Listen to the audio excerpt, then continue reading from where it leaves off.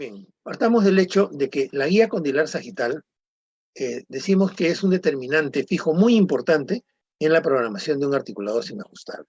Cuando nosotros pensamos en una rehabilitación y hablamos de una rehabilitación con prótesis fija específicamente, muchas veces tenemos que reconstruir toda una estructura dentaria perdida. No recordemos que los componentes funcionales del sistema estomatognático son 4, ¿no? Y el que estamos reconstruyendo es uno de ellos, que es el sistema dentario, ¿no? Pero la oclusión dentaria no está sola ni aislada, no es un ente aparte y está relacionado con todos los otros componentes del sistema, como es el caso del periodonto, a través del cual nosotros vamos a poder llevar toda la percepción que se da a nivel del esquema oclusal, que está sustentado por maxilares, correcto, que es la estructura ósea, en la cual nosotros vamos a tener que esos maxilares están interrelacionados a través de una articulación, que es la articulación temporomandibular, hermosa articulación única en el sistema que actúa de la forma como actúa en nuestro sistema estomatognático, y todos interrelacionados con un ente dinámico, como es el hecho de que el neuromuscular actúa como un ente integrador. Siempre recordemos eso. Entonces yo me voy a enfocar prácticamente a uno de los componentes que en este caso vendría a ser la oclusión dentaria, y ni siquiera la oclusión dentaria específicamente, sino también a la oclusión dentaria desde el punto de vista de su armonización a través de la relación que debe existir con la guía condilar como ente relacionado dentro de los componentes funcionales del sistema. Siempre es bueno recordar que las dos angulaciones, la angulación de la guía condilar como la angulación de la guía anterior, por ejemplo, están íntimamente relacionadas. Nunca vamos a tener que la angulación de la guía condilar va a ser mucho mayor que la angulación que puede tener la guía incisiva, por ejemplo, o la guía anterior. Recordemos que estas dos guías como máximo pueden ser iguales, pero nunca la guía condilar va a ser mayor que la guía incisiva o la guía anterior. Pero cuando nosotros no tenemos esta guía anterior, ¿qué es lo que buscamos? Nosotros buscamos un punto de referencia que sea el punto de relación para reconstruir esta guía anterior. Y esta angulación generalmente es la guía condilar sagital. Todo eso está descrito en la literatura y definitivamente es un determinante fijo de la conformación de un esquema oclusal, ¿no? Por ejemplo, acordémonos que si tenemos una inclinación muy pronunciada, como es el caso que se muestra en pantalla, de unos 45 o 50 grados, esto va a determinar que las cúspides sean altas y las fosas sean profundas. Si tenemos una angulación baja, sería todo lo contrario. Nuestras cúspides van a ser bajas y las fosas no van a ser tan profundas. Cosas tan sencillas como ella, ¿no? Todo esto se menciona en la literatura y lo pueden apreciar en el último libro de la 8ª edición del doctor Åkesson, ¿no? Pero hacer esto en el paciente, ahí es donde vienen los problemas, ¿no? Que para poder nosotros reconstruir justamente todo lo que tiene que ver con la guía anterior o los esquemas oclusales para poder determinar la morfología de las piezas dentarias, nosotros tenemos que utilizar articuladores semiajustables. Entonces, para eso, ¿qué tenemos que hacer? Tomar registros con la finalidad de montar modelos en los articuladores semiajustables. Que estos registros deben ser realizados en base a los mejores materiales que nosotros tengamos para poder llevar a la práctica diaria en base a las técnicas que establezcamos y a las técnicas que mejor manejemos un correcto y adecuado montaje. Por ejemplo, ahí en pantalla tenemos distintas formas de realizar esto. Hay muchas formas, ¿no? Pero ¿qué cosa es lo que buscamos? La exactitud de nuestros registros. Por ejemplo, podemos tomar registros con aditamentos de tipo activos, como es el caso de las láminas de Long, que son muy utilizadas. Puede ser también con el de programador anterior modificado, también llamado jig o jig de Lucia. Algunos lo llaman así también, a pesar que ahora es preferible llamarlo como DAM, o cualquier otra técnica de tipo activa, así como también podemos utilizar técnicas de tipo no activas o pasivas, las cuales nos permiten también hacer lo mismo, como es el caso de las técnicas monomanuales o bimanuales. Y de esta forma, nosotros dominando estas técnicas podemos hacer los montajes, tanto el montaje del modelo superior, que lo hacemos regularmente con arco facial, no vamos a eso, sino vamos al montaje del modelo inferior, en el cual para poder hacer un registro, nosotros tenemos que llevar el registro en boca y en base al registro en boca llevarlo al articulador. Eso requiere realmente entrenamiento. Y nosotros debemos estar preparados para tomar buenos registros. Por ejemplo, arriba a la derecha tienen un registro tomado con láminas de long y registros de cera rígida, cera tipo Cavex, en este caso es una cera de la firma COE, la cual con topes de acrílico de combustión completa nos permite dar una estabilidad para un registro bastante estable. ¿Por qué? Porque la cera de por sí tiene ciertos problemas de inestabilidad. A diferencia, por ejemplo, del registro del lado izquierdo, en la parte inferior, en la que hacemos lo mismo, pero con siliconas por adición para registros, las cuales nos permiten establecer una exactitud mucho mayor dependiendo del manejo que hagamos de los dispositivos para la toma de la radiación céntrica.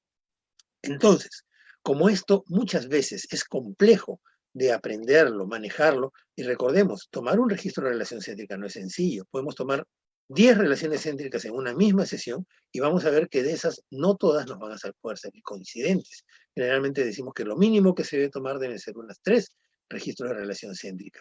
Entonces, ¿qué cosa es lo que se hace? Actualmente, el avance y los estudios realizados nos permiten utilizar medidas promedio.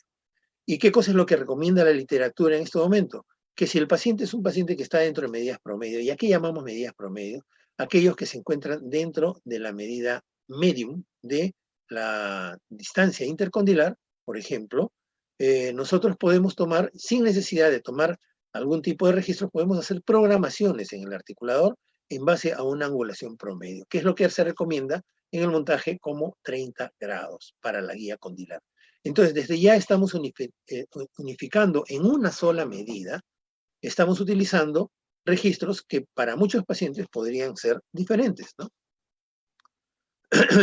Ahora, tenemos un aditamento que lo utilizamos, tenemos una herramienta, llamémosla así, es una herramienta que nos permite realmente hacer uso de muchas estructuras que pasan desapercibidas y que las utilizamos solamente como medida diagnóstica. Una de ellas es la radiografía panorámica.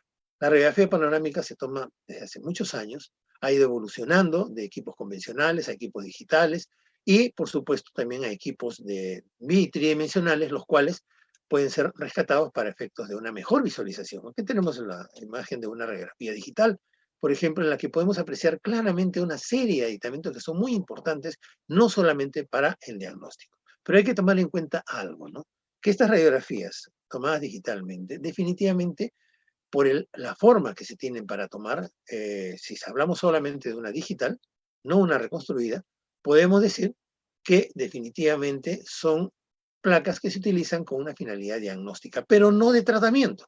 Entonces yo quiero hacerles ver ahora que una radiografía panorámica, comúnmente llamada ortopantomografía, se puede utilizar a pesar de su grado y nivel de distorsión. Ustedes pueden apreciar ahí que generalmente, según algunos autores, puede llegar hasta un 25% de distorsión. Y esto es bastante.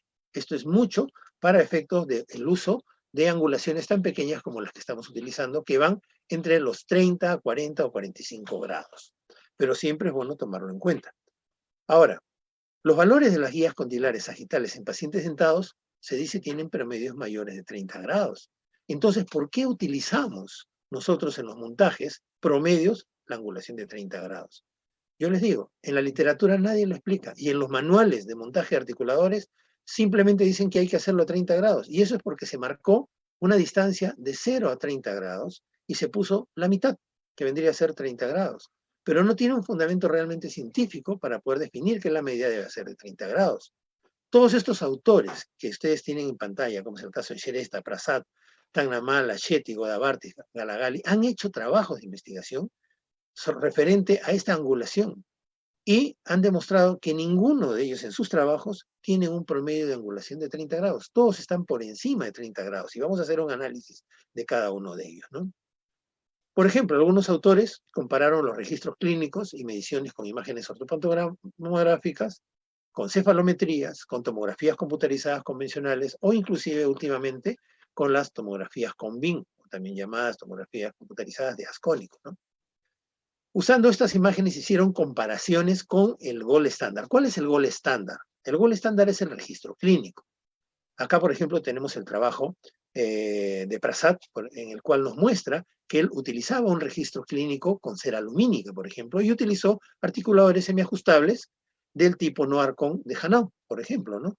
En la cual hacía un trabajo comparativo en el montaje que se hacía con este tipo de registros para el articulador. En el caso se tenía que tomar primero un registro de céntrica y luego, como se ve ahí, ese es un registro protrusivo en el cual se podía hacer la programación de la guía condilar en el articulador. Y lo comparó justamente con la placa que ustedes ven en la parte inferior, donde van a ver un pequeño gráfico en este sector, que es donde se hacía el marcado de la angulación de la guía condilar. Recordemos que esta es una radiografía que no es digital, es una radiografía convencional, correcto, todavía no está dentro de las radiografías digitales, y a pesar de eso, estableció varios parámetros que eran muy interesantes porque había una muy buena correlación entre las angulaciones. Partamos del hecho de que sus resultados eran mayores que los que se decía de los 30 grados, tanto de los registros de la guía condilar, que estaban en un promedio de 34 a 35 grados, a través de los registros intraorales versus las medidas que se obtuvieron de estas radiografías panorámicas convencionales, en las cuales estaban en el promedio entre 35 a 36 grados aproximadamente, para tener una idea. No es el único autor que hizo esto, ¿no? Otros autores, por ejemplo, mencionaban que la tomografía computarizada de ascónico es una imagen radiográfica de gran confiabilidad. ¿Y por qué decía esto? Porque ¿para qué utilizar en algunos casos este tipo de imágenes, como es el caso de la panorámica, si podemos utilizar imágenes que son mucho más precisas? Y no le falta razón. ¿Por qué? Porque las variaciones que tenían eran mínimas. Vean ustedes, por ejemplo, lo que nos muestran acá, que las variaciones de una combin están en el orden de variaciones de tipo horizontal entre el 0,8 a 1%, comparativamente con ese 25% de una radiografía panorámica, por ejemplo, ¿no? Versus la altura, que está en un promedio de variación del 2,2%. Por esta razón, el sistema de estudio por imágenes es muy eficaz en el caso de odontología, y no solamente esto, sino que nos puede hacer, como se ve en la imagen, reconstrucciones de tipo tridimensionales. Ya no solamente imágenes bidimensionales, sino tridimensionales, ¿no? Entonces, es un buen mecanismo de uso para poder hacer diagnóstico y a su vez también, de repente, para tratamiento. Entonces, ¿cuál es el problema que tenemos en la práctica diaria?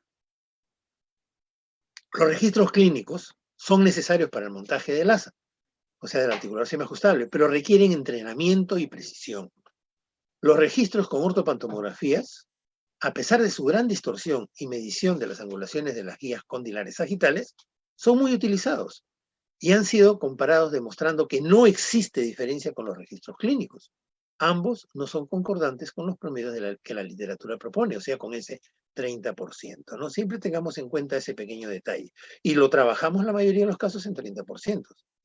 En cambio, la tomografía computarizada es una ayuda diagnóstica muy confiable por su exactitud, ya que no tiene el problema de la distorsión tan marcado como la panorámica, pero es de poco uso para este fin, es más que todo para diagnóstico.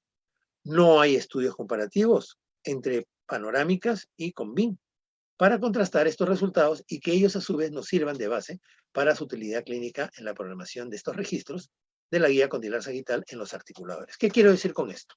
Quiere decir de que lo ideal sería utilizar Combi, pero vamos a ver unos pequeños detalles de la Combi. Por ejemplo, la radiación es mucho mayor que de una panorámica. Entonces, si tenemos a la panorámica como un mecanismo o un elemento de diagnóstico de fácil acceso que le tomamos a todo paciente como medida diagnóstica, entonces, ¿por qué no utilizarla también como elemento de tratamiento? ¿Para evitar qué? Evitar, como decimos comúnmente, meternos en camisa de once varas si hay algo que no sabemos hacer, como es el hecho de tomar, por ejemplo, un buen registro y pensar que hemos tomado buenos registros y eso nos puede llevar al error. Entonces, salta la pregunta, ¿no? ¿Cuál es la angulación promedio de la guía condilar sagital en adultos a través de mediciones de técnicas de estudio por imágenes? Eso es lo que nos interesa. ¿Por qué? Porque si tenemos por un lado a la panorámica, que es una radiografía no confiable por su gran distorsión, pero tenemos por otro lado una radiografía como la Combin, que es muy confiable por su exactitud, pero que tiene mayor problemas de aplicación por el costo, por un lado, y por otro lado también por el hecho de la cantidad de radiación que se utiliza, entonces entramos en una pequeña disyuntiva. ¿Cuál utilizar? Entonces, ¿cuál es mi idea? Mi idea es utilizar la radiografía panorámica, pero contrastarla de tal manera con un mecanismo que nos permita realmente utilizar estas radiografías de una manera práctica porque ya está tomada, porque todo paciente que llega a consulta, en la mayoría de los casos ya viene con una radiografía panorámica y actualmente digital, que es muy confiable, ¿no? Algunos autores hicieron algún tipo de comparativos para poder establecer realmente que estas radiografías eran confiables. Por ejemplo, Guilbault y sus colaboradores hicieron un trabajo en cráneo seco muy interesante, en la que pusieron dos alambres, se pueden apreciar acá, al lado izquierdo, en la cual se marcaba la parte interna de la cavidad glenoidea y la parte externa de la cavidad glenoidea. Y a estos cráneos secos se les tomaron panorámicas y se puede apreciar cómo ellos concluyeron que las imágenes radiográficas panorámicas de la inclinación sagital de la eminencia articular consistentemente replica las inclinaciones de las eminencias en los 25 cráneos humanos utilizados en estos cráneos secos. O sea, había una muy buena coincidencia en este aspecto. Prasad, que es el trabajo que comenté hace un rato, fue un poquito más allá y él hizo los registros interoclusales como el gol estándar, pero comparativamente con las panorámicas, pero ya en seres humanos. Para poder hacer esto, él utilizó este gráfico que ustedes tienen en pantalla, que sería bueno que lo recuerden, porque es un gráfico que lo voy a repetir varias veces dentro de esta presentación, que fue propuesto por Katsabrias el año 2002, que utiliza el plano de referencia horizontal, que es el plano de Frankfurt, que es el plano base craneal, y a la vez utiliza el fondo de la cavidad glenoidea y la eminencia, la parte más alta de la eminencia articular, para establecer dos líneas, ¿no? La línea base craneal, que es la del plano de Frankfurt, y la otra línea que viene a ser la línea de la angulación de la guía condilar. Recordemos que estas son estructuras óseas específicamente, ¿no? Y de esta forma, mediante el punto de mayor profundidad de la cavidad glenoidea y el punto de mayor prominencia de la eminencia articular, trazamos una línea la cual nos va a crear este ángulo, que es el ángulo de la guía condilar a obtener en una radiografía, la que sea una panorámica, sea una cefalométrica, sea una ortopantomografía o inclusive hasta una radiografía con BIM o una tomografía computarizada convencional. En todas ellas se puede utilizar. Entonces, Shereza y colaboradores hicieron un estudio comparativo, pero no utilizaron panorámica. Fueron a una radiografía más exacta, que fue una radiografía cefalométrica, y comenzaron a hacer el mismo estudio con este tipo de angulaciones para poder establecer. ¿Qué fue a lo que llegaron? Pues su estudio fue un estudio comparativo a través de métodos radiográficos y clínicos, similar al que hizo anteriormente Prasad. Los valores de la guía condilar horizontal del lado derecho e izquierdo fueron casi similares, o sea, no había diferencia entre ambos lados, mayormente, ¿no? Estadísticamente, llamémoslo así. Y la tomografía computarizada mostró valores más altos, porque también utilizaron tomografía computarizada, o sea, no solamente fue cefalométrica, ¿no? Que los métodos clínicos, y entre los métodos clínicos los valores obtenidos de todos ellos fueron comparables. Punto uno, entonces, comenzaron ya a mostrarnos números que eran mucho mayores que el promedio que regularmente utilizamos de 30 grados, ¿no? Todos los trabajos que estamos viendo son trabajos basados en evidencia realizados, ¿no? Ilgui hizo una cosa muy interesante, ya utilizó la tomografía con BIM para justamente sus estudios. ¿Por qué? Porque era la radiografía más confiable. ¿Pero por qué la utilizó? Recuerden de que una tomografía con BIM no se utiliza arbitrariamente para un trabajo de investigación. Tiene que ser un uso preestablecido en base a una necesidad del paciente, porque si no estaríamos irradiando de una forma ilógica a un paciente solamente por efectos de investigación. Siempre recordemos eso, ¿no? ¿Qué cosa es lo que él buscaba, no? Era en pacientes que tenían algún tipo de problema y concluyó que los cambios ortoartríticos sagitales pueden tener un efecto con respecto al grosor del techo de la cavidad glenoidea por estimulación mecánica y distribución de las tensiones cambiantes en estos pacientes.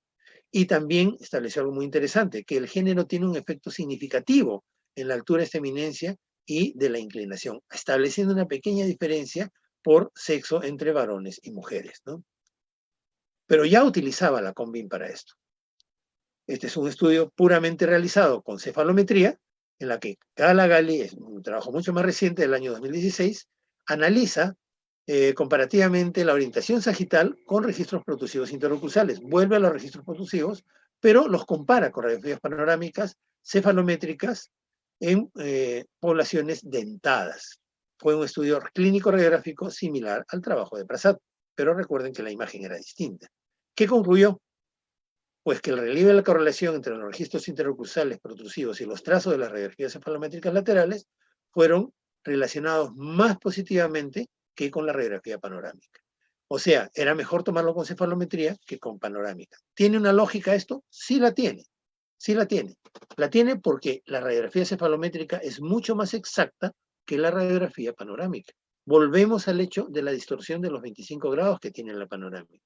Entonces, ¿cómo podemos hacer para con una radiografía panorámica nosotros poder obtener resultados tan valederos como estos con la cefalometría o con el que nos ha mostrado Ilgui con respecto a la tomografía con BIM?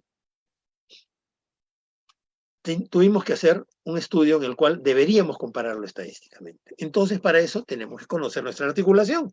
No hay otra forma, ¿no?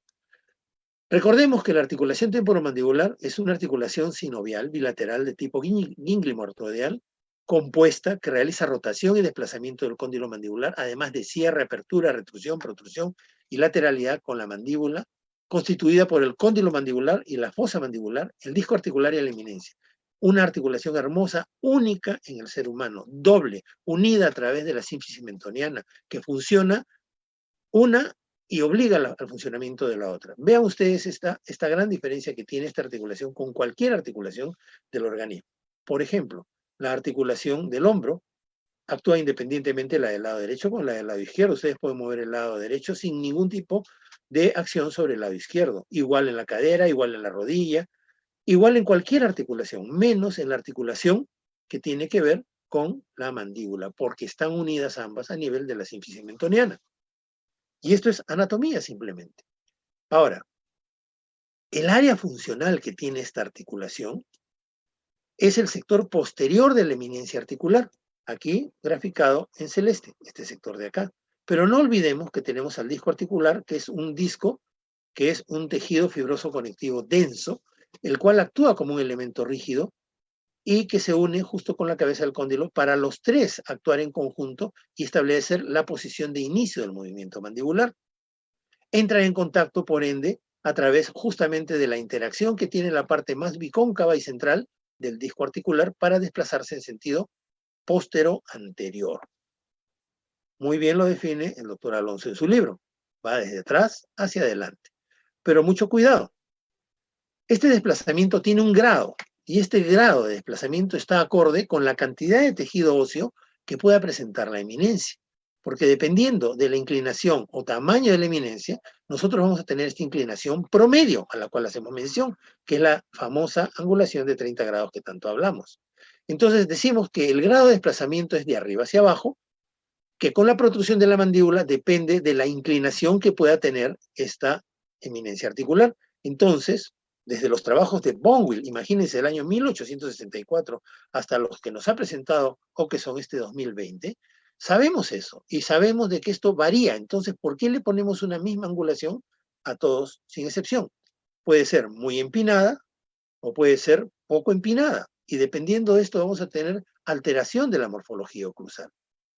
Bien, entonces, entendiendo esto, nosotros vemos que el ángulo que se forma por el plano horizontal de referencia, que en este caso vendría a ser, como ya dijimos, el plano de Frankfurt, y por la ruta posterior de la eminencia, que es la parte activa, según lo que nos dice Alonso, esta vendría a ser el área funcional activa, y con los componentes que la complementan, que vendría a ser el disco articular y el cóndilo en movimiento a través de justamente este movimiento helicoidal que se produce hacia adelante, entonces nosotros vamos a tener un desplazamiento de inclinación posterior-anterior, de arriba hacia abajo y de afuera hacia adentro, así de simple. Esto es lo que nos interesa encontrar en el paciente adecuadamente. Entonces, ¿qué hacemos? Usamos los articuladores. Entonces, ¿qué articuladores usamos generalmente? Hasta el articulador más complejo, el articulador completamente ajustable, no nos permite reproducir exactamente todos los movimientos de articulación temporomandibular adecuada como debería ser en la boca. Por una sencilla razón. Por muy completamente ajustable que se llame el articulador, no tiene disco articular. Son estructuras metálicas en contacto. Muchos autores consideran que varía esta angulación entre pacientes, pero coinciden que el ángulo de esta trayectoria de los articuladores semiajustables debe ser en promedio de 30 grados. Yo insisto nuevamente, ¿de dónde me sacan esos 30 grados? ¿No? Y está en los manuales, y lo pueden ver. Por ejemplo, acá tenemos las firmas más conocidas en nuestro medio que han sido utilizadas por mucho tiempo, aparte de la firma Hanau, por ejemplo, la firma Wingmis, la serie 8500, que es un articulador que se ha usado por muchos años, que trabaja con arandelas de desplazamiento lateral que nos permiten 3 tipos de distancia intercondilar: la small entre 96, la medium, que es la que se utiliza en 110 milímetros, y la large de 124. Entonces, si tenemos 3 medidas establecidas, entonces ya no sería un promedio, serían 3 promedios. Un promedio para small, un promedio para medium y un promedio para large. Bien, pero los trabajos que se han realizado, como la gran mayoría de pacientes cae en justamente este valor promedio de 110 milímetros para efecto de la distancia intercondilar, entonces hay otras firmas, como es el caso de la BioArt, que nos crea un articulador que es el articulador promedio A7 Plus, en la que ya no se utiliza un desplazamiento intercondilar o 3 desplazamientos, sino solamente uno. ¿Cuál? El promedio. Y con esto nosotros estamos limitando prácticamente todos los trabajos a este grupo de pacientes que vendrían a ser los pacientes promedio, que definitivamente estadísticamente tiene gran significancia. Pero si nos toca un paciente que tiene una distancia intercondilar mayor o menor, ya este articulador no podría ser utilizado o no se debería de utilizar, porque vamos a trabajar con una medida que no le corresponde a esos pacientes. ¿Por qué? Porque su distancia intercondilar va a ser mucho mayor, que es otro determinante de la morfología oclusal. Entonces, entendamos de que nosotros muchas veces, por facilitar el trabajo, generalizamos valores que en algunos casos no se deben de generalizar. Entonces, para montar los modelos, y aquí es donde viene lo difícil, ¿no? Nosotros tenemos que hacer 2 tipos de registros. El registro, cuando lo hacemos con el articulador directamente, sin necesidad del uso de los elementos radiográficos, utilizamos registros de tipo interoclusales. Y estos registros interoclusales son el primero para hacer un registro en relación céntrica, con el cual vamos a poder montar nuestro modelo inferior. Recordemos que al hacer esto nosotros estamos estableciendo una posición céntrica sin contacto dentario.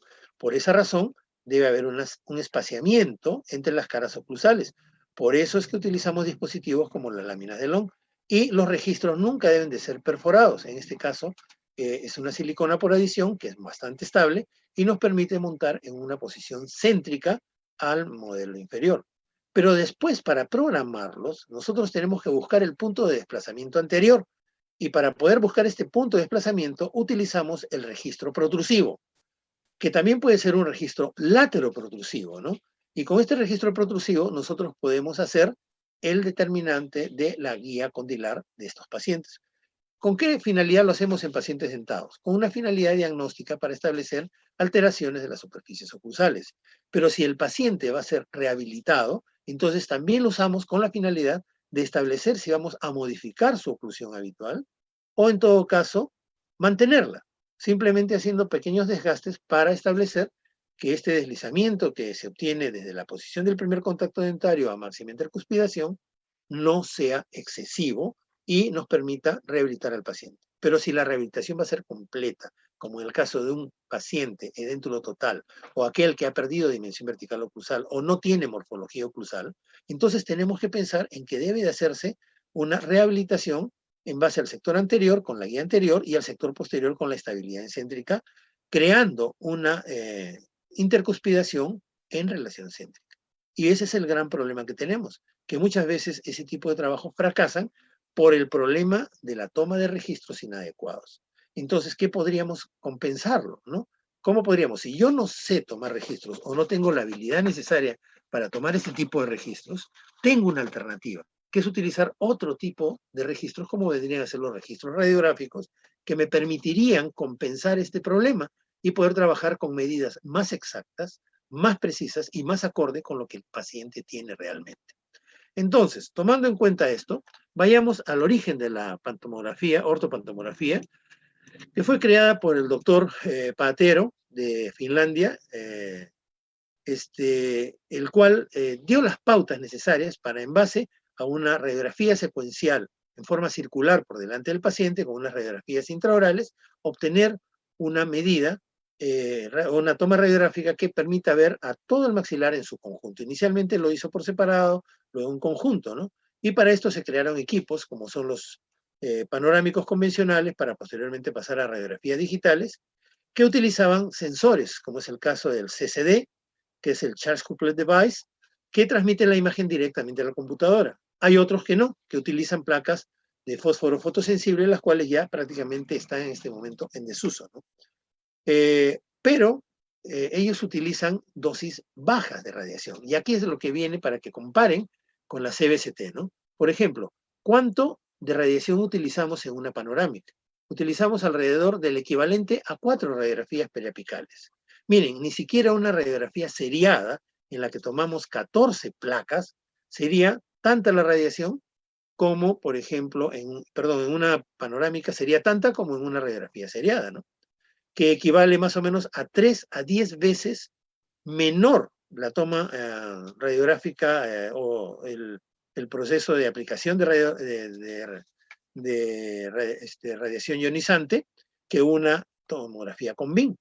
Por ende, la ortopantomografía se maneja con microprocesadores que pueden producir magnificadores que mantienen proporción y no distorsión y cubren todos los reparos anatómicos y a la vez, no solamente eso, aparte de producir baja radiación, es de muy bajo costo. Entonces, todas estas características hacen que sea un elemento atractivo para ser utilizado en la práctica diaria, ¿no? El sistema Conbin, no quiero entrar en él, el sistema Conbin definitivamente es el mejor de los sistemas, pero necesita más radiación. Permite hacer capturas y analizar la anatomía de toda la patología en forma tridimensional. Todos los efectos son buenos para la Conbin, ¿no? La aplicación es posible gracias a los avances de los sensores digitales y la radiación de ascónico a través de algoritmos complejos, estos realizados a través del sistema computarizado. Solo necesitan una digitalización para obtener una imagen completa usando un cono de rayos X. Aquí tienen las dos que se utilizan mayormente, ¿no? En el trabajo de Finlayson tienen la que se utiliza en el campo médico, que es en forma horizontal, el paciente entra echado, en la que la cabeza puede entrar en esa posición, y la que nos muestra Ravi y Rudolf, en la que se utiliza en el campo ontológico, en la que el cono de aplicación es en forma horizontal, ya no es vertical, sino horizontal, pero con el paciente sentado, que son los que más estamos utilizando actualmente en odontología, ¿no? Ahora, la Conbin muestra estructuras anatómicas con una constante bidimensional, mucho mejor, pero también lo hace en forma tridimensional. ¿Cuál es su desventaja? La aplicación del software y el costo que esto amerita, ¿no? La proyección ortogonal es a través de rayos X paralelos, que permite relación de imagen de 1 a 1. ¿Qué significa esto? Que si yo tomo una imagen que yo creo que es como 1, cuando la vea en la placa va a ser similar a 1. Si yo la tomara con una panorámica, sería con una distorsión aproximada de 25%. O sea, ya no sería de 1 a 1, sino sería de 1 a 25 para tener una idea, ¿no? El principio es fundamental en base a la función algorítmica y esto nos permite imágenes en 2 dimensiones y en 3 dimensiones, ¿no?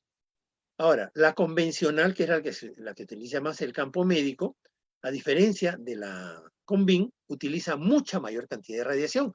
Por eso, cuando ustedes tengan el factor de decidir a dónde enviar un paciente para una Conbin, envíenla a un centro radiológico estomatológico. No la envíen a un centro médico. ¿Por qué? Porque ellos utilizan muchas veces todavía la tomografía convencional. Y vean la diferencia de aplicación de radiación. Utiliza 458 milisievert. ¿Qué significa esto comparativamente con lo que usamos en odontología? En odontología solamente se aplica 1.19 milisievert, que significa que la aplicación es casi, ahí lo dice, 450 veces más de aplicación de radiación en el campo médico convencional. Ahora, como ya lo hemos dicho, es importante recordar esto. Las variaciones son un porcentaje muy, muy bajo, ¿no? Tanto en sentido de variación de ancho horizontal o en sentido vertical. Entendiendo esto, entonces, les voy a mostrar el trabajo que hicimos y los resultados que obtuvimos en base a todos estos trabajos. El estudio definitivamente es el ángulo de la guía condilar en adultos y por medio de 2 técnicas de estudio por imágenes. Para que se entienda, esto en realidad fueron 3 técnicas de estudio por imágenes, ¿no? 2 técnicas que eran las comparativas, la panorámica versus la Conbin, con una técnica adicional que es la panorámica reconstruida que se obtiene de la Conbin. si ustedes piden una CONVIN, les envían no solamente la CONVIN, sino también una panorámica. Pero esa panorámica es obtenida de la CONVIN. A eso se llama una panorámica reconstruida. Bien, entonces, ¿cuál fue el objetivo? Determinar y comparar la angulación promedio de nuestra guía condilar a través de medición con técnicas de estudio por imágenes. Entonces, en base a esto, nuestros objetivos eran buscar y comparar la angulación promedio, importantísimo, hacer la comparación según sexo, establecer la relación entre el cóndilo derecho y el cóndilo izquierdo. El cuarto punto importantísimo, demostrar que los promedios de los ángulos obtenidos tanto por sexo como por lado estén por encima del ángulo de 30 grados, propuesto como ángulo promedio en la literatura. Eso para mí era tremendamente importante. Correlacionar las técnicas de la panorámica digital con la reconstruida, que es obtenida de la CBCT, y también la CBCT, o sea, de la CONVIN, para evaluar la guía condilar sagital por lado. O sea, ¿cuál es la relación de hacer este tipo de comparaciones? Era que nosotros queríamos utilizar a la panorámica digital, y la panorámica digital no podemos utilizarla por su gran porcentaje de distorsión. Entonces, ¿qué era lo que teníamos que hacer? Hacer un comparativo entre dos imágenes bidimensionales. O sea, teníamos que sacar nuestra imagen bidimensional de la tridimensional, o sea, de la CONVIN, y con esa hacer el trabajo comparativo. ¿Qué fue lo que vamos a ver en los resultados? Ya lo van a comprobar. Definitivamente lo que sabíamos que iba a suceder es que la digital no iba a salir correlacionada con las otras dos. Y eso es lo que encontramos, como vamos a ver. ¿Y cómo lo compensamos? Teníamos que compensarlo a través justamente de una fórmula, una ecuación que nos permitiera bajar esos niveles obtenidos en las CONVIN y en la reconstruida para poder compararlos realmente y aplicarlos a nuestra radiografía panorámica. Porque no era, así como en algunos autores anteriores que les he mostrado, no es tan fácil comparar directamente. O sea, no se debería comparar directamente si es que no se hace una fórmula de regresión lineal múltiple para poder tener un valor adecuado de comparación. Aquellos que manejan más estadística pueden entender lo que estoy diciendo, pero de todas maneras, lo ideal en forma sencilla es que yo no puedo utilizar simplemente la radiografía panorámica y aplicarla y decir, y a pesar de eso, los valores son muy aproximados a ella, ¿no? Como lo mostraron los trabajos. Fue un trabajo que fue auspiciado por el apoyo del Instituto Latinoamericano de Altos Estudios en Estomatología, que nos permitió acceder justamente a toda la información tomográfica que ellos podían tener, y también se aplicó el Comité Institucional de Ética del Instituto de Medicina Tropical de Alcides Carrión de nuestra universidad, que vale recomendarlo porque es un instituto, uno de los pocos institutos en el país, tenemos 2 o 3 institutos nada más, reconocidos a nivel internacional y que nos puede permitir publicar nuestros resultados en revistas de alto impacto. Siempre es bueno tomar en cuenta esto, ¿no? El diseño fue un estudio de tipo observacional, descriptivo y transversal que utilizó panorámicas digitales, panorámicas reconstruidas y tomografías con BIM. La casuística fueron 156 casos, comprendidos entre los 18 y 70 años de edad. Es interesante tomar la edad porque se trabajó con todos los pacientes que podían caber dentro de los criterios de inclusión entre el 2017, julio de 2017, a junio del 2019 del año pasado. Como verán, los datos son muy recientes, ¿no? ¿Cuáles fueron los criterios de inclusión? Y aquí quiero pararme un poquito para poder entender que es muy difícil también poder estandarizar a los pacientes, ¿no? Por más que se tome una tomografía con BIM, es importante tomar en cuenta varios aspectos. Estos fueron los que nosotros tomamos, que las panorámica digital y la con BIM fueran de sujetos adultos entre 18 a 70 años y que sean de ambos sexos, ¿no? Que los padrones craneofaciales, o también llamados patrones craneofaciales, sean acorde con el índice facial de Farkas y Munro. Esto está descrito en el trabajo realizado por Franco y colaboradores el año 2013. Se los voy a mostrar. Que el padrón dentario sea del A1 al B1 según el índice de Eichner. Y eso está publicado en el trabajo de Ikebe del año 2010.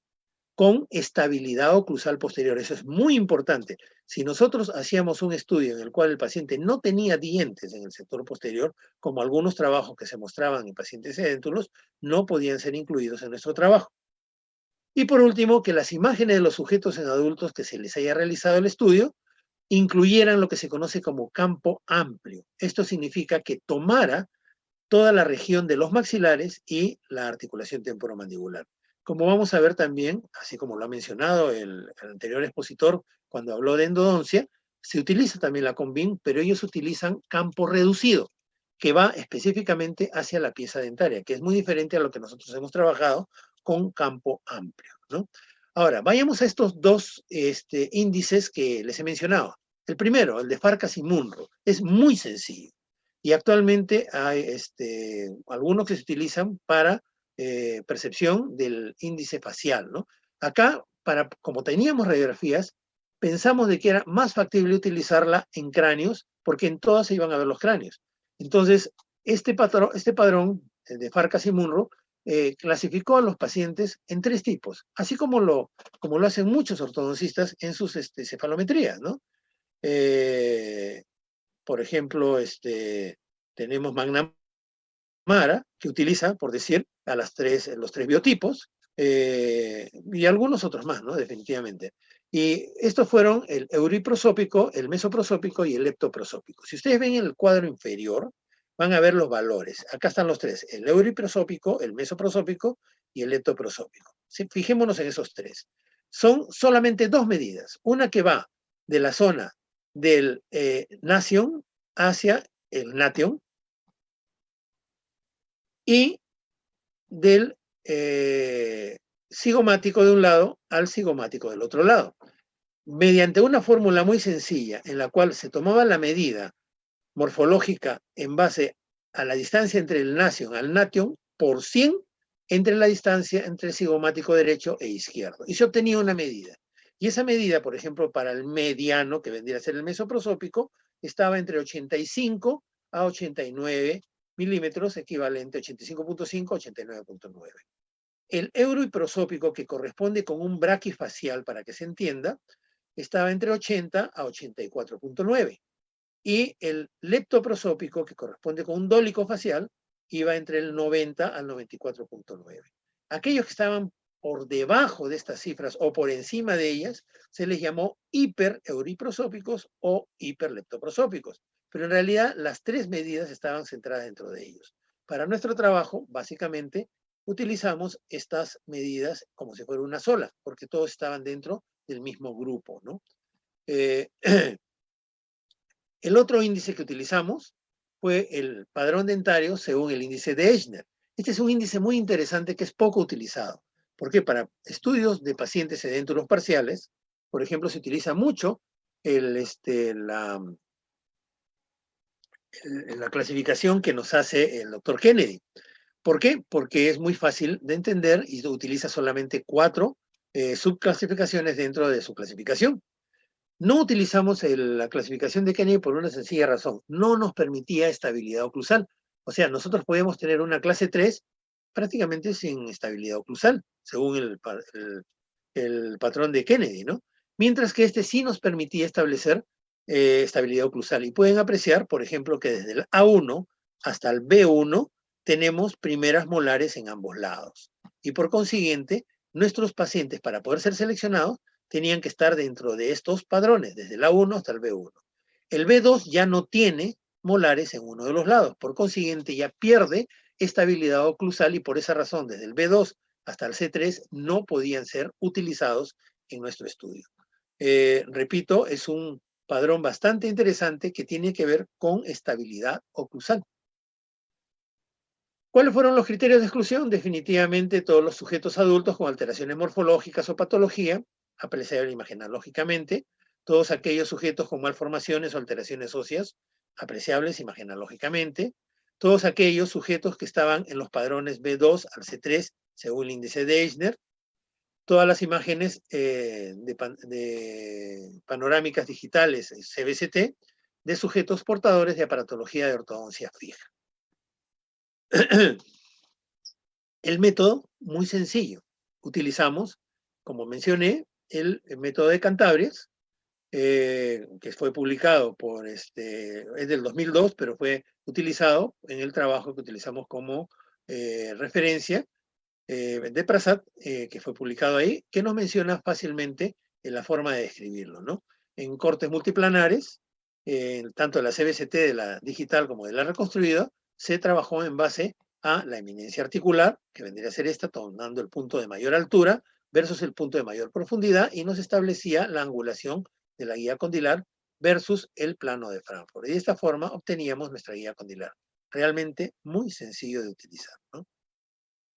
Esto es los puntos de referencia que son importantes para que ustedes los tengan en cuenta y los vamos a ver que en todas las imágenes son muy fáciles de encontrar.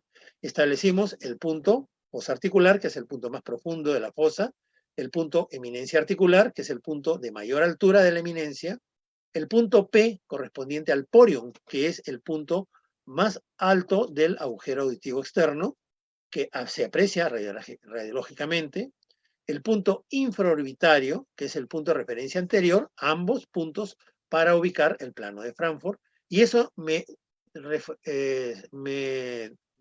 salía en base a dos líneas, ¿no? La línea 1, que es la línea del plano de Frankfurt, y la línea 2, que es la guía condilea sagital.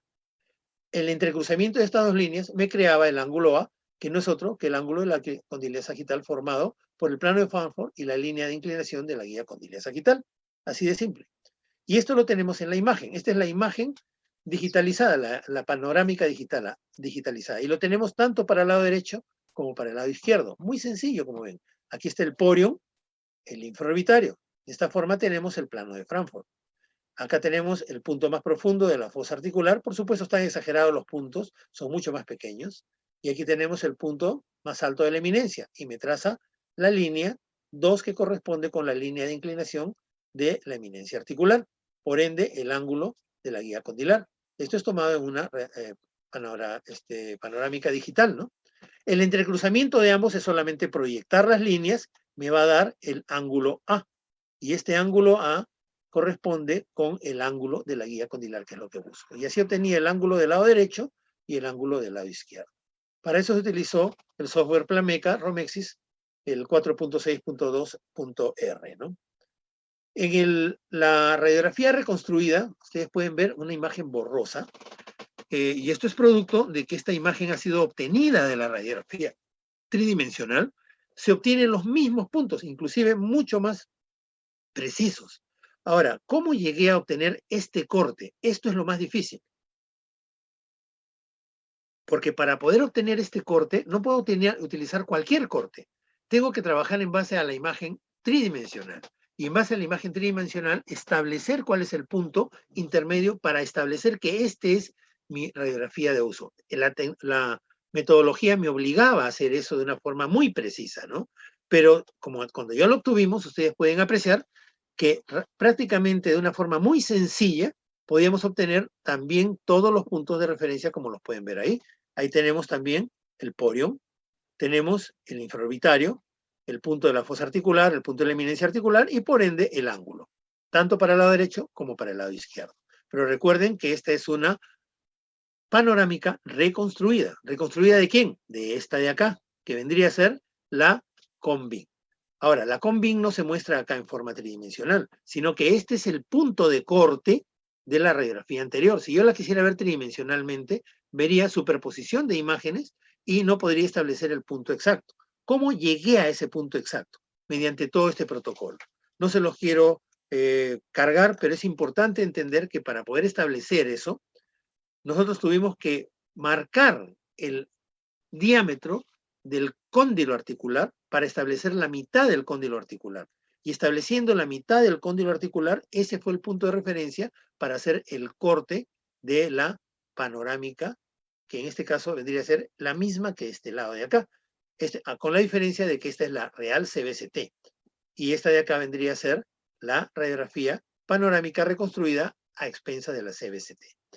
¿Cuál es la razón de hacer estas tres imágenes? Como dije al principio, eran dos imágenes realmente, ¿no? La primera la panorámica digital y la última la CBCT. Pero yo no puedo comparar pues una imagen bidimensional con una tridimensional. Primero tengo que comparar dos bidimensionales. Y esas dos bidimensionales estarían dadas acá. ¿Y qué cosa es lo que obteníamos? Obteníamos justamente la relación de que si eran iguales, no había ningún problema, podíamos utilizar la panorámica. Y vamos a ver que en los resultados eso no fue así. Entonces, la parte estadística se utilizó todos estos medios, no voy a entrar en detalle para todo el análisis estadístico, pero de todas maneras recordemos que la significancia de uso fue de un 95%. Quizás esta última parte sea relevante desde el punto de vista de que teníamos que crear un modelo de regresión lineal múltiple, stepwise como se llama, cuya variable independiente fue el ángulo de la guía condilar sagital obtenida de la CBCT, porque ese era nuestro gol estándar. Nosotros no utilizamos un gol estándar como lo utilizaron en otros trabajos a través de registros intermaxilares. Lo que queríamos era facilitarle las cosas al odontólogo de práctica general. ¿Con qué finalidad? De que utilizando un mecanismo más simple se pueda llegar a hacer un estudio similar al de la radiografía. En los resultados podemos ver cosas muy interesantes. Vean ustedes acá.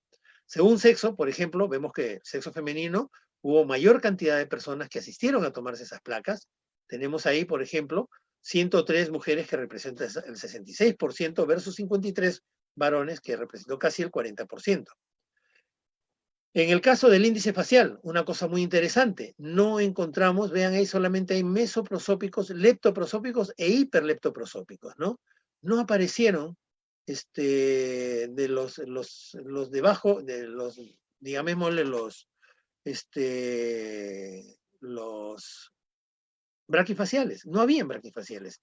¿Por qué? Porque la mayoría de los casos que se obtuvieron fueron de esta, pues según el estudio, acuérdense que fue durante 2 años que se hizo la selección de la muestra, ¿no? Y una cosa interesante, la edad promedio fue de 27 años, más o menos casi 9 años, ¿no?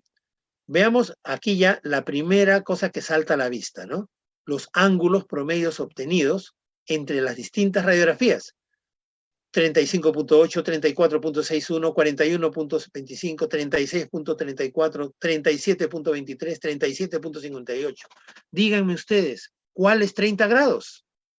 ¿En cuál aparece un promedio de 30 grados? Este fue el resultado de la población masculina versus femenina, y este fue en base al índice de porcentaje facial que se encontró. Todos, por supuesto, dentro de meso y leptoprosópicos, ¿no? La edad, ahí está la edad promedio y la media, ¿no? La edad promedio, como dije, fue casi 27 años y el promedio fue de 25 años, ¿no? Y las medias y promedios las tenemos ahí también. Ninguno de los ángulos que ustedes pueden apreciar está por debajo en las medias de, el más bajo ahí es 34. El más bajo de todos es 34.41 dentro de todos ellos, ¿no? Si lo comparamos con el punto medio, ahí están todos los ángulos medidos en las 3 imágenes, podemos apreciar que el punto de 30 grados está muy por debajo de las medias, de todas las medias que se habían obtenido. Aquí tenemos el estudio del ángulo de la guía condilia reconstruidas entre sí para poder establecer los valores de comparación. Y, por supuesto, se tuvieron que utilizar estadísticos de tipo paramétricos y no paramétricos porque se encontraron valores en algún caso alterado. Por ejemplo, en la parte superior podemos ver que las 3 medidas no eran concordantes entre sí y se tuvo que utilizar variables no paramétricas. Pero en la parte inferior sí vimos que la ortopantomografía digital del lado izquierdo con la reconstruida, del lado izquierdo teníamos una diferenciación que no había entre la diferenciación de la reconstruida con la Conbin. ¿Qué nos estaba diciendo esto? Que nosotros teníamos valores de la reconstruida muy similares a los de la Conbin, pero diferentes con las radiografías de tipo reconstruidas.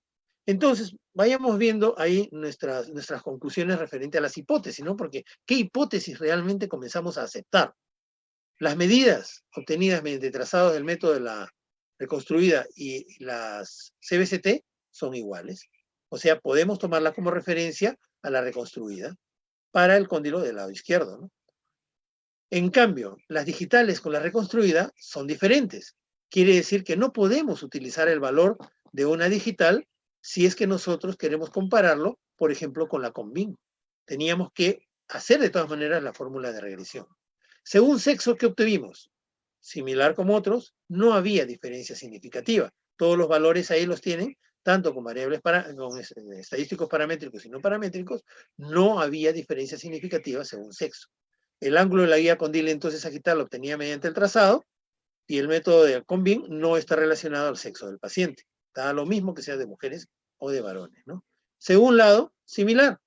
Teníamos que, según las pruebas, no íbamos a obtener diferencias significativas según lado. Y por ende, el ángulo de la guía condila sagital lo obtenía mediante el trazado digital y el método a partir de la CBZ del lado derecho e izquierdo, se obtenía que eran, bueno, en este caso, disculpen, sí eran diferentes de tanto del lado derecho como del lado izquierdo, ¿no? Estadísticamente hablando, ¿no? En valores eran muy aproximados, pero en estadística eran diferentes. Y aquí ya vamos entrando a la parte que más nos interesa, ¿no?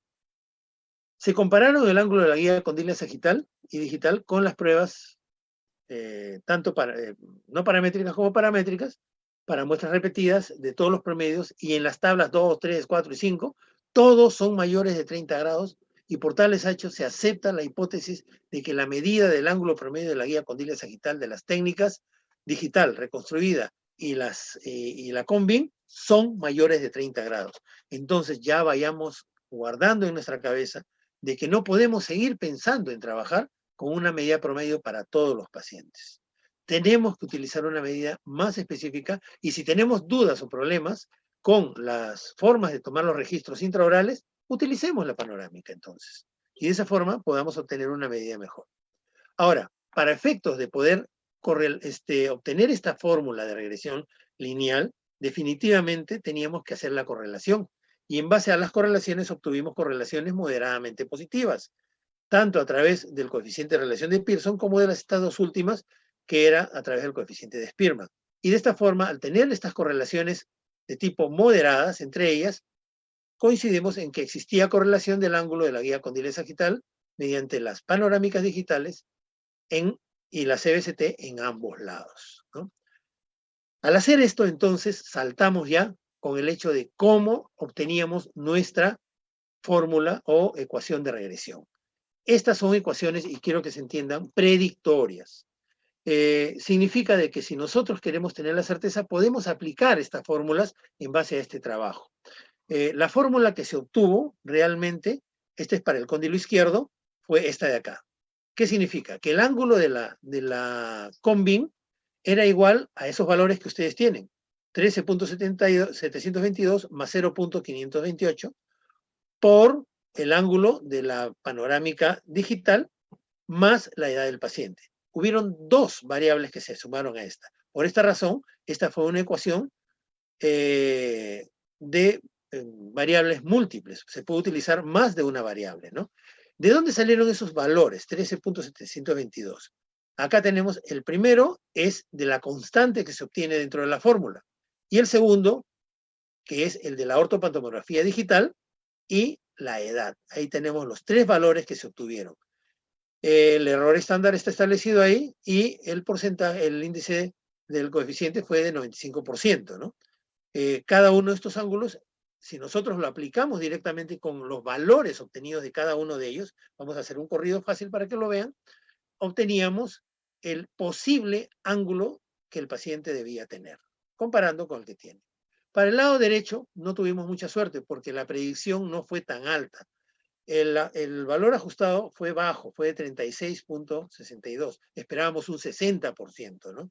Entonces, al obtener eso, esta fue nuestra fórmula. Y acá sí, la fórmula de regresión predictoria ya fue de valor único. Ya no se puede utilizar más que un solo valor, que fue, ese es el de constante, más el de la panorámica del lado derecho. Al obtener estos dos, nuestra fórmula aparentemente es más sencilla, pero la predicción es de menor importancia. Como sé que esto es algo complicado para el corto tiempo que tenemos, aquí les he hecho un corrido de 10 de los pacientes examinados para que más o menos entiendan qué cosa es lo que estaba pasando con los resultados, ¿no? En el lado izquierdo, en blanco, pueden apreciar los valores de la panorámica. Ninguno es de 30 grados.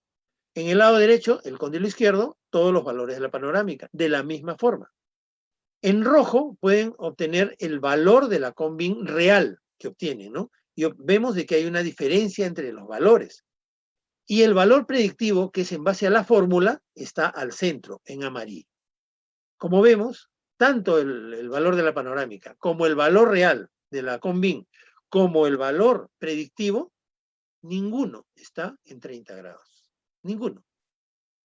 Entonces, ¿qué me dice esto? Que si yo quisiera tener un real valor exacto, podría utilizar la Convin, que sería lo más indicado.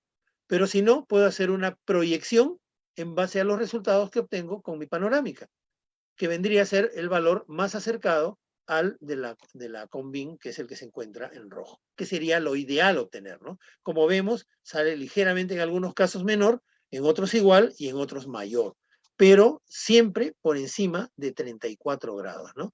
Tanto el valor predictivo del cóndilo derecho como el del cóndilo izquierdo. Recordemos que el cóndilo izquierdo es más exacto y siempre los valores son mayores. Bien, para no confundir más, estamos entrando a la parte final. Recordemos esto. Todos los trabajos del lado izquierdo que ustedes ven hicieron comparación de registros clínicos con distintos medios de uso de imágenes. Pantomografía, localizadores extraorales, pantomografía electrónica, arco gótico, axiógrafo, etcétera, etcétera. Solo dos trabajos, el nuestro y el de Rabi, fueron los que utilizaron comparación entre registros radiográficos de Convin con ortopantomografías digitales, que era lo que nos interesaba. Según Baquian, dice que la guía condilia aumenta con la maduración de la oclusión. Por ende, a esta altura tendremos una mayor guía condilia que la que teníamos quizás a los 12 años, ¿no? En nuestros trabajos, el promedio de pacientes que utilizamos, como ya mencioné, fue más o menos de edad media, de 27 años más o menos, 9 años, ¿no? Algunos autores hicieron sus trabajos y establecieron que los registros clínicos eran igual a los registros radiográficos. Pero ojo, mucho cuidado, que ellos no compararon con tomografías con BIM. Ellos utilizaron solamente con panorámicas o con cefalométricas. Solamente Samancoa fue el que hizo con estas radiografías comparativamente, pero también no realizó la comparación con las panorámicas. En nuestro trabajo sí.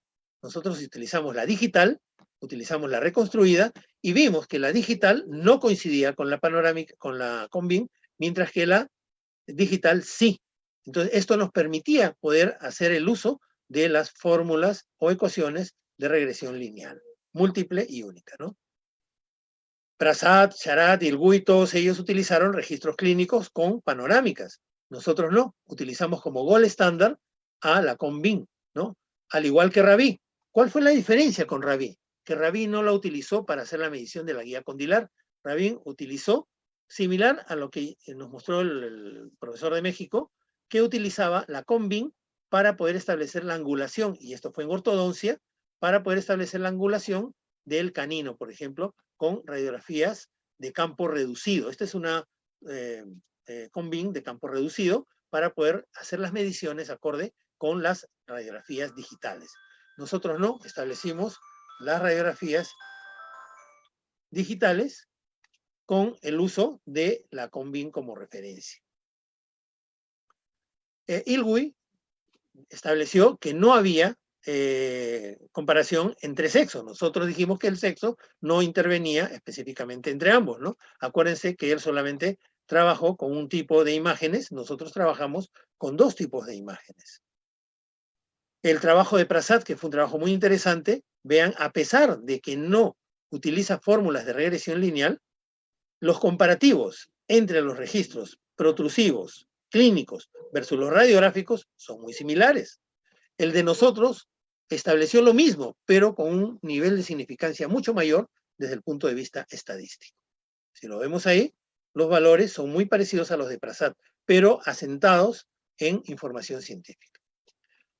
La mayoría de trabajos, como los vemos acá, utilizaron registros intraorales comparativamente con radiografías. El único que utilizó tomografías con BIM y panorámicas con registros intraorales fue Knox el año 2017. Nosotros no utilizamos registros intraorales. Nuestro gol estándar fue justamente la Convin, ¿no? Bien, entonces, ninguno de los trabajos que hemos mencionado utilizaron ecuaciones predictorias de regresión. nosotros sí logramos obtener una ecuación predictoria de regresión y de esta forma nos permite utilizar las panorámicas para poder hacer nuestros registros con el paciente. Así ustedes no utilicen la ecuación de regresión lineal, como hemos mencionado, o múltiple, única o múltiple, los valores van a ser mucho mejor y todos los valores que van a obtener van a estar por encima del valor promedio que manda la literatura. Por esa razón pienso que este paradigma que tanto seguimos en forma religiosa es un paradigma que ya debemos dejar de lado.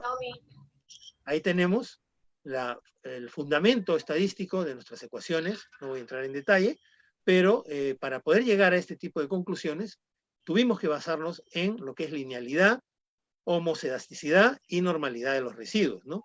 Tanto para una como para la otra fórmula. Y de esa manera poder obtener los resultados que hemos obtenido. Concluimos en que el cóndilo del lado derecho se encontró diferencias significativas en las imágenes entre sí, en el cóndilo izquierdo también se encontró diferencias entre la digital y la reconstruida y la CBCT, más no existió diferencias significativas entre la reconstruida panorámica y la CBCT.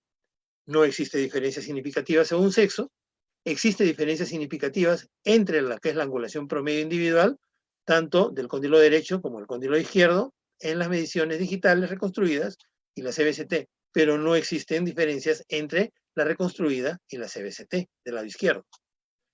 Lo que más me interesa en este momento que quede fijado como una idea, la angulación promedio de la guía condilea sagital a través de mediciones con técnicas de estudio por imágenes es mayor de 30 grados, siendo la angulación de la guía condilea del método de Combin el mayor y el de la ortopantomografía digital la menor. Por esa razón es importante aplicar estas fórmulas de regresión lineal. Para eso tuvimos que hacer las correlaciones. Las correlaciones entre ellas fueron, como mencioné, de moderada a fuerte, y se pudo obtener las ecuaciones de regresión lineal simple y múltiple en este trabajo, que fueron estas dos que ya se las he mencionado, las cuales están a disposición de ustedes para su uso clínico cuando gusten. Recomendamos que es necesario realizar estudios en esta línea de investigación que puedan confirmar estos resultados en poblaciones mayores. A pesar de haber logrado obtener ecuaciones de regresión lineal, es necesario aplicar un modelo de regresión lineal múltiple con mejor nivel de predictibilidad. Recuerden, nuestro nivel de predictibilidad estuvo en el orden del 36%. Es recomendable que esté por encima del 60%, ¿no? Y se recomienda realizar estudios comparativos entre personas jóvenes y adultos mayores para poder establecer diferencias de la guía condilar según edad y establecer parámetros acorde con los cambios etarios.